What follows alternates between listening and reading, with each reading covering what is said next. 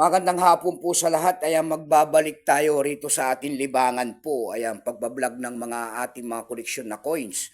Kung magkano ng kanilang mga bintahan. Ayan, magandang hapon po sa lahat. May sharing na naman tayong coins. Ayan, guys. Ayan, kung magkano ng kanyang bintahan.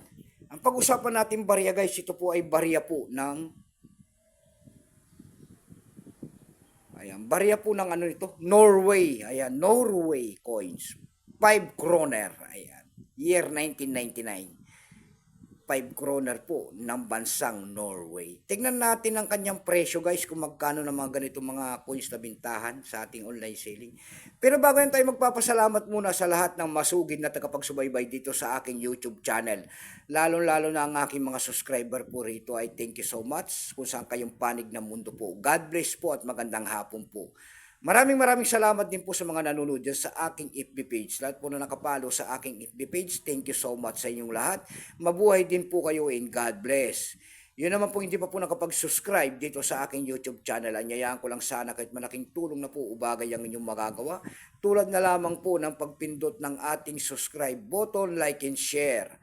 Para ma-update ko naman kayo sa mga bago ko pang ilalabas na video about coins. Magandang hapon po sa inyong lahat.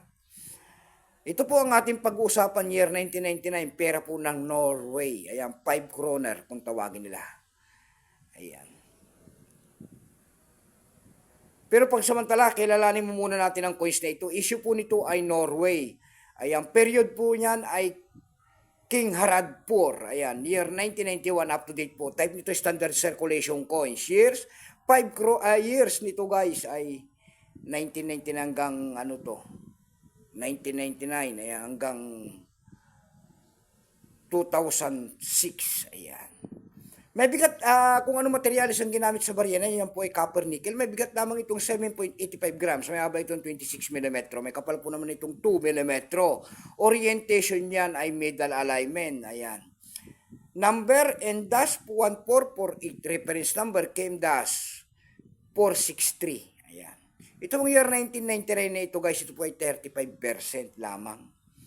Ayan. Kung ilang piraso po ang ginawa ng Norway sa barya na yan, yan po ay 21,754,273 piraso. Ayan. May appraisal price na rin po yan doon sa ating numista kung tawagin ng ating mga kolektor. Yung kanyang extra pen kung tawagin nila ay nagkakahalaga yan ng 39 pesos. Yung kanyang almost circulated naman ay 39. Ang circulated naman nito ay nagkakahalaga po ng 63 pesos. Tako naman tayo sa kanyang price guys. Doon sa ating ev.com guys, ayan, bintahan po ng coins, pandaigdigan. Ayan, legit kasi dyan eh. Kaya dyan tayo nagtitingin-tingin ng kanilang mga presyo. ev.com. Sa ev.com guys, meron tayo nakita nagbebenta nito ng $6.99. Ayan, nasundan po yan ng $5. Yung pinakamababa po na bintahan doon guys na nakita natin. Ito po ay $2.89. Dako naman tayo sa Carousel PH. Sa Carousel PH naman po, meron tayo nakita nagbebenta nito guys ng 150 pesos.